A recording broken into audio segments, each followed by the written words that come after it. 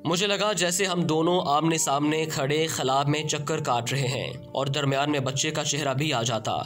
मेरी कैफियत से बेखबर उस बाप ने मुझे दबोच लिया और फूट फूट कर रोना शुरू कर दिया।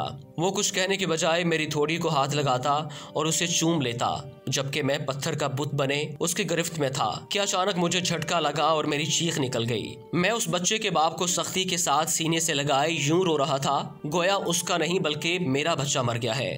बिस्मिल्लाहिर्रहमानिर्रहीम। अस्सलाम वालेकुम। आप देख रहे हैं दास्तान स्टूडियो और मैं हूं असद सुबहानी। उसने एक मांगने वाले को झट से कुछ निकाल कर दे दिया। मैंने कहा, भाई देखभाल कर देना चाहिए, ये फ्रॉड लोग होते हैं और आम इंसान के नेकी के जज्बे को एक्सप्लॉइट करते हैं। फरमाने लगे, आपने बजा फरमाया, मैं पहले ऐसे ही किया करता था। फिर एक वाक़े ने मेरी दुनिया बदल कर रख दी। मैं धर्मपुरा लाहौर में अपने घर से साइकिल पे निकला था कि ठेकेदार से अपने बकाया जात वसूल कर लूं।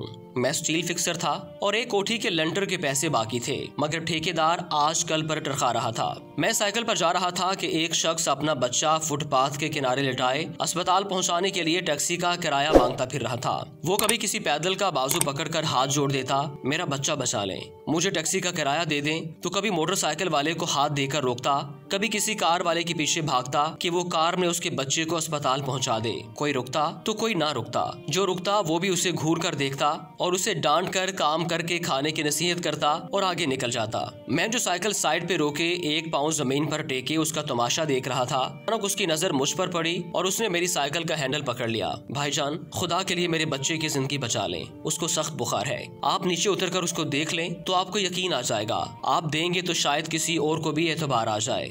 मगर मैं भी आपकी तरह सोच रहा था। फिर जिस जारहाना अंदाज में उसने मेरी साइकिल का हैंडल पकड़ रखा था, लगता था कि इधर मैं साइकिल से उतरा और उधर वो साइकिल पकड़कर भाग जाएगा। मैंने भी उसे काम करके खाने की तलकीन की और पिछले जुमे में सुनी हुई हदीस उसको भी सुना दी।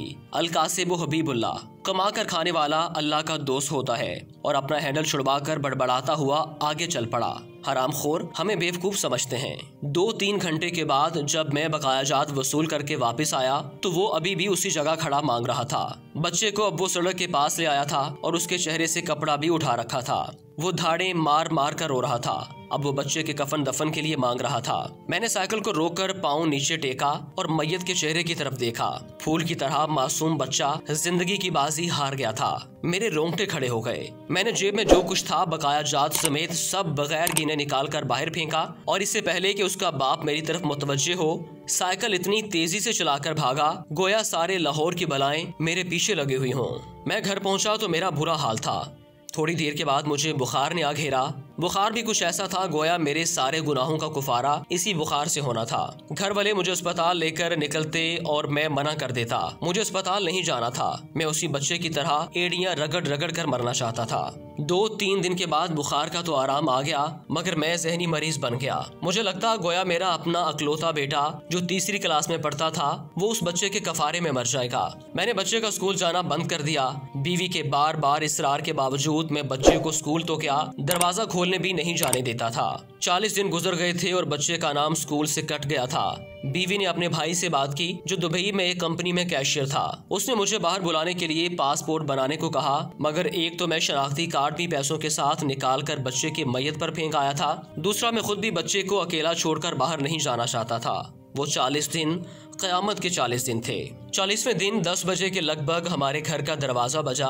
दरवाजा मैंने खुद खोला और सामने उस बच्चे के बाप को देखकर मुझे चक्कर आ गए। मुझे लगा जैसे हम दोनों आमने सामने खड़े खलाब में चक्कर काट रहे हैं और दरमियान में बच्चे का चेहरा भी आ जाता। मेरी कैफियत से बेखबर उस बाप ने मुझे दबोच लिया और फूट फूट कर रोना शुरू कर दिया। वो कुछ कहने के बजाय मेरी थोड़ी को हाथ लगाता और उसे चूम लेता, जबकि मैं पत्थर का बुत बने उसकी गिरफ्त में था कि अचानक मुझे झटका लगा और मेरी चीख निकल गई। मैं उस बच्चे के बाप को सख्ती के साथ सीने से लगाए यूं रो रहा था गोया उसका नहीं बल्कि मेरा बच्चा मर गया है। हमारे रोने से घबराकर पूरा मोहल्ला इकट्ठा हो गया था। आहिस्ता आहिस्ता 40 दिनों का गुबार निकला। उसको मैं घर में ले आया। मोहल्ले वाले भी आ गए थे जिन्होंने उस आदमी से बहुत अफसोस किया। कुछ देर बाद उसने अपनी जेब से मेरा शनाख्ती कार्ड निकाला और मुझे वापस किया। फिर जेब में हाथ डालकर कुछ पैसे निकाले और मेरा शुक्रिया अदा करके कहने लगा कि आपके पैसे बड़े बरकत वाले थे। शायद ये आपके खलूस की बरकत थी कि मेरे बहुत सारे काम हो गए। सारे अखराजात के बाद कुछ पैसे बच गए थे और मैं कुछ पैसे मैंने उधार लेकर डाले हैं, ये आप कबूल कर लीजिए, बाकी मैं बहुत जल्द आपको वापस कर दूंगा। मैंने पैसे वापस लेने से सख्ती के साथ इनकार कर दिया और मिन्नत समाजत करके उसे पैसे रखने पर राजी कर लिया। उसके बाद मैं दुबई बतौर स्टील फिक्सर आ गया। मैं जी जान से काम करता था। चंद माह में तरक्की करके फोरमैन बन गया। 3 साल बाद मैंने साले की मदद से अपनी कंपनी बना ली और उस बच्चे के वालिद को भी अपनी कंपनी में बुला लिया। आज वो मेरी कंपनी में फोरमैन है। उस बच्चे के बाद अल्लाह ने उसे 2 बेटों और 1 बेटी से नवाजा है। मैं उसे आपसे मिलवाऊंगा, मगर उसे साइकिल वाला किस्सा मत बयान कीजिएगा। वो आज तक नहीं पहचाना कि मेरी साइकिल रोककर उसने मुझसे सवाल किया था। वो मुझे वलीउल्लाह समझता है जिसने उसके बच्चे की लाश देखकर सब कुछ निकाल कर दे दिया। कारी साहब, उस दिन के बाद मैं किसी का हाथ खाली नहीं लौटाता। थोड़ा सा देने से ना वो अमीर होता है और ना मैं गरीब होता हूँ। बस दिल को तसल्ली होती है कि मैं उस बच्चे का खून बहा अदा कर रहा हूँ। रह गई बात लूटने की, तो कारी साहब हमें कौन नहीं लूटता। जूते वाला हमें लूटता है, कपड़े वाला हमें लूटता है, सब्जी और गोश्त वाला हमको लूटता है। इतना लूटने के बाद अगर कोई हमें अल्लाह के नाम पे लूट ले तो शायद हशर में हमारी निजात का सामान हो जाए कि ये बंदा मेरी खातिर मेरे नाम पे लुटता रहा है।